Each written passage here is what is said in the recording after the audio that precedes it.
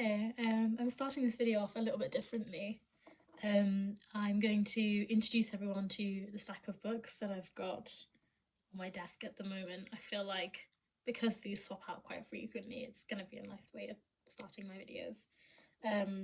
This is the one book that doesn't swap out. It's a book of dua that my mum got me when she went to Umrah last year, and I take it with me everywhere. So that's that on that. My sister's sonnets, I need to return them to her. She forgot them. She's currently at university in another city. An old journal. Even though some of the entries are quite depressing, it's actually really entertaining to reread. So yeah, highly recommend you reread your journals if you're not the kind of person who usually does that. Sadly, a book I have to reference frequently. I mean, not too sadly, I do enjoy my course, but yeah, it's a bit tiring. As you can probably guess, I study medicine, and I just like to have physical copies of books because I only have an iPad to study with, and it can get quite overwhelming when you've got a split view and 7 million tabs, so I just prefer to have paper to reference. This is the book that I'm currently reading just for fun, and to ghost, and it's set in the West Bank in Palestine, and it incorporates screenwriting, like play writing, into the novel format, which I'm sure lots of people are kind of familiar with books that do that, but I am not, so I'm really enjoying it. The book I read before is a little bit simpler. It's just an easy read. It's about cancel culture, really, and I think it's quite interesting. A good one for if you're looking for something quick for like a book club or just discussion with friends. This is an empty journal, a new one. I got it from a bazaar in Durham, and there's like a Turkish kind of bazaar inside the market hall, and it's just satisfying. And then these two I got from a bookstore also in Durham that I had never been to before. So one of them is about anthropology and global health, which I'm hoping will come in useful because I want to do a master's and a module in in global health next year. And then this one is about the Dinka, which are a large tribe in southern Sudan, and I'm from Sudan, so it was just interesting to me and I decided to pick it up. And that's my desk tour. So yeah, video number 2. Today I kind of want to talk about cynicism. It's a topic that's been on my mind for a while now, and I guess I just want to talk about what I perceive to be as a rise in cynicism, especially towards intergovernmental organisations, so the UN most famously. And I wanted to look a little closer at both the justifications for that cynicism, but also the dangers of it. And if that sounds interesting to you, then please keep watching. I also do want to preface this by saying that a lot of what I talk about is going to be rather focused on Sudan. I'm from there, so it's naturally of particular interest to me. And also I think that as a case study, it illuminates a lot of what I'm talking about. So let's start with the justifications for this cynicism. So the first, and in my opinion most important justification for cynicism or skepticism towards IGOs is the perceived bias and politicization of these institutions. And the main example I'm going to be using is the role of Russia in the UN Security Council during the conflict, the Sudanese conflict that erupted in April of 2023. Russia's role in prolonging the Sudanese crisis has drawn sharp criticism due to its vetoes and strategic interests within the United Nations Security Council.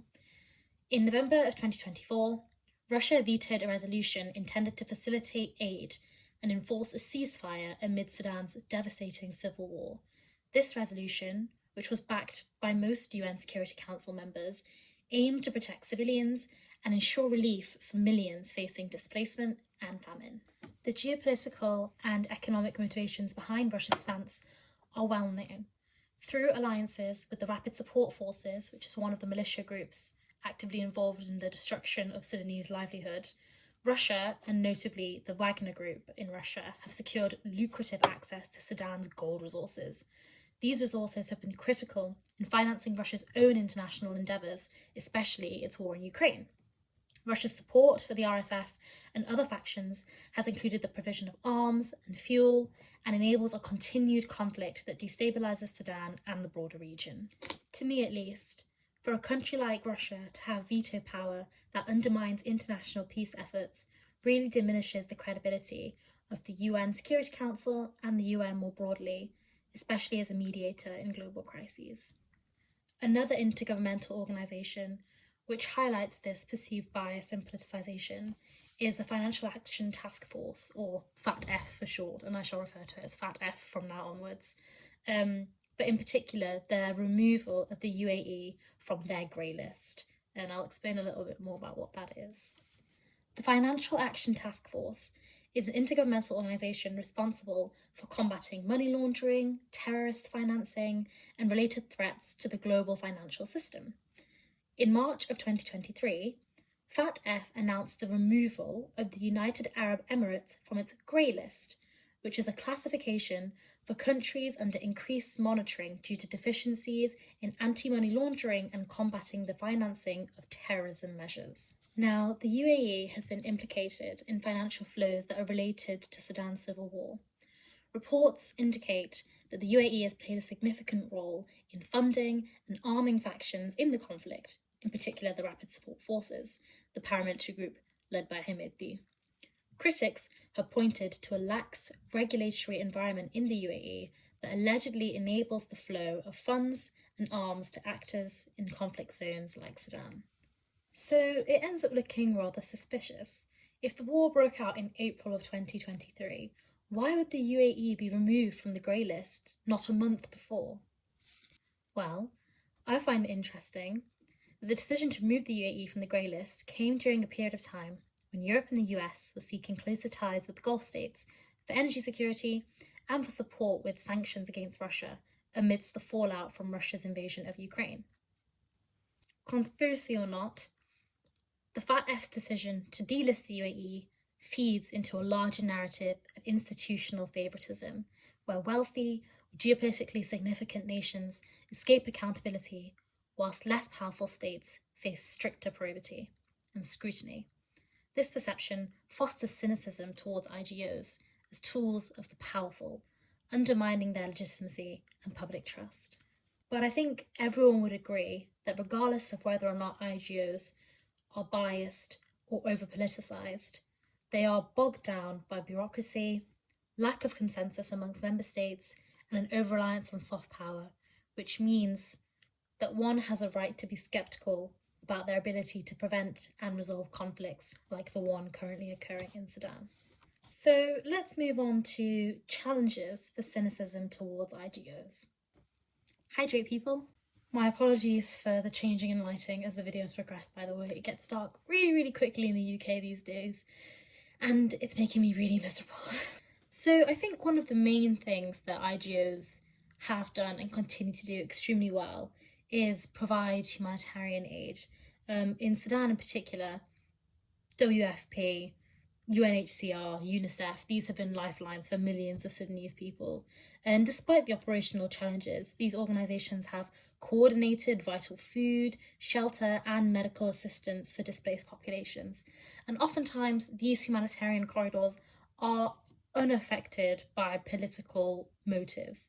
In fact, we tend to see historically that political groups try to undermine the actions of these branches of the UN or other intergovernmental organisations. Most notably, the contentious closing of the UNRWA in Gaza and Palestine. My other main challenge to scepticism towards IGOs would be that, at the very least, they try to provide some kind of global norm and accountability mechanism. You know, IGOs, like FATF itself, can promote things like financial transparency and anti-corruption, indirectly addressing systemic issues. And, you know, without these institutions, the only real thing that we'd have to fall back on is international legal frameworks, which often don't have as much power as everyday people think that they do. I put a hat on because it's cold. Anyway, let me know what you guys think. Do you think that it's fair how skeptical people are towards international institutions? Do you think it's because of the institutions themselves, or is it a side effect of politics? And how do you think it should affect the diaspora's engagement with these institutions, especially if you're Sudanese, you know? Do you think that we can still pressure these groups to do more, or is it just a lost cause? I'm always team it's not a lost cause, but I also truly understand why people feel like it is. And that's it for today's rambling. So enjoy the rest of your day as I shall attempt to enjoy mine. And see you in the next, probably few months, maybe.